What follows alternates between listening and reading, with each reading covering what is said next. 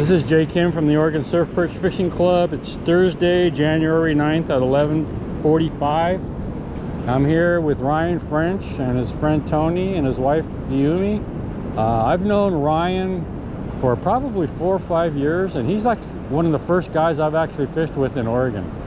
So I've known him for quite a while, and Tony works on a boat, and then Ryan used to live in Newport, but he knows the jetty really well. So I'm here at 35th Avenue in Lincoln City. Looks like there's a rock hunting class going on because there's a bunch of people there, and there's a whole bunch of people there, and there's usually not this many people at 35th Avenue. So swell energy is about 800 today, so it's a little high. And man, what a beautiful day though. There's hardly any wind. It's about 55, 60 degrees. And man, it's sunshine, blue skies, so you couldn't ask for a better day. Swell conditions actually don't look too bad right here. So Ryan says he always likes to start here and then move north. So we're gonna try that. It's about, I want to say 2 hours before low tide. And low tide's like a minus 1.2 I think today, so it's a pretty low tide. But man, what a gorgeous day, and it's just nice to be back in the water again. So today's a little bit be careful day, because it's like I say, swell energy is 800. So we'll see how it goes, but it's pretty shallow right here that I can see already, but we'll see how far.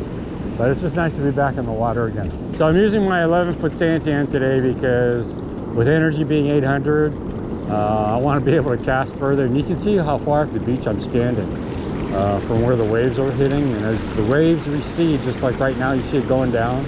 So I've been walking out, running, and then turning back and using an open bail to come back. But you can see how much beach there is now between me and the edge of the water. So I'm casting into very shallow water. Much better than the last time I came out. It's much warmer today, and man, it's a really pleasant day. So I didn't feel a bite on my first cast, but my bottom worm is gone. So don't know what that means. So this is what I do on high energy days, is I wait for the waves to recede, and then I walk out here, watch the incoming waves, and try and time it. And then I turn around with my bail open like this, walk backwards. Again, my bail's still open, so my line's going out. Go back to a safe area, tighten up my line, and then hopefully I wait for the fish. It gives me about another 10 or 15 yards of distance. And it's a lot more work, but I'm hoping the distance pays off. So this is my first outing of 2025 because swell energy's been really nasty for about the last two to 3 months. So there's been very few opportunities to go fishing. So it's nice just to be able to get out of here on the new year. But man, what a beautiful day. It's gorgeous out here. 20 minutes now, and I can tell you that catch conditions are actually improving compared to when we first got here, because there's actually crashing waves that are within casting distance now, and it does look a little bit deeper as tide's going out. It looks like it's letting us get closer to the deeper water and crashing waves. So don't know if that'll translate into action, but again, I'm always looking for wave action as I'm fishing to try and figure out where to go fish next. No, just dodging us out there. Oh, I got you. Kept pulling. I was like, all right, really? I saw the claw come out, then I let go. I was like, okay, so Ryan said he just had a Dungeness on, but he's gonna go try down next to the rocks down there. Okay, whereas Nick Armstrong and I usually go north, so I'm gonna keep heading north and see how it goes up there.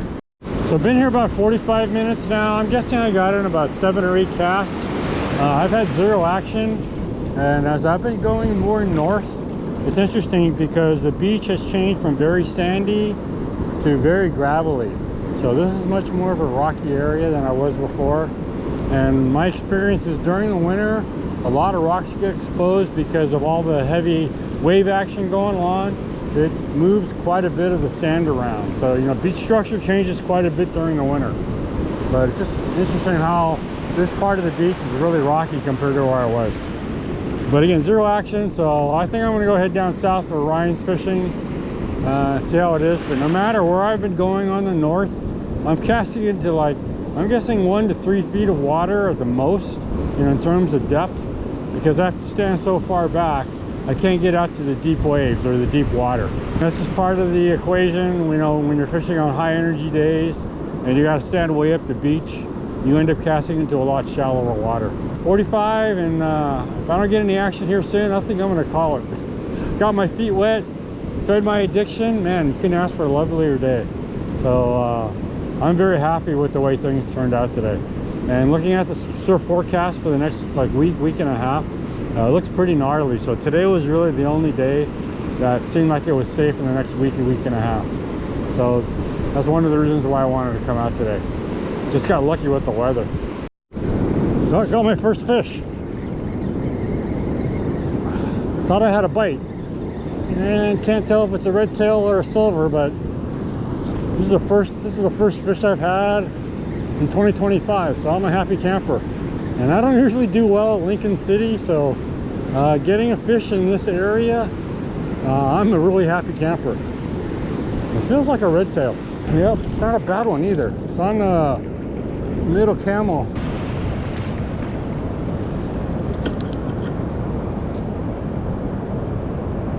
Yeah, this is a decent one because I can fit my thumb in its mouth, and whenever I can do that, it's always a different decent sized fish.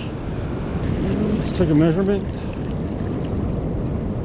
and it is,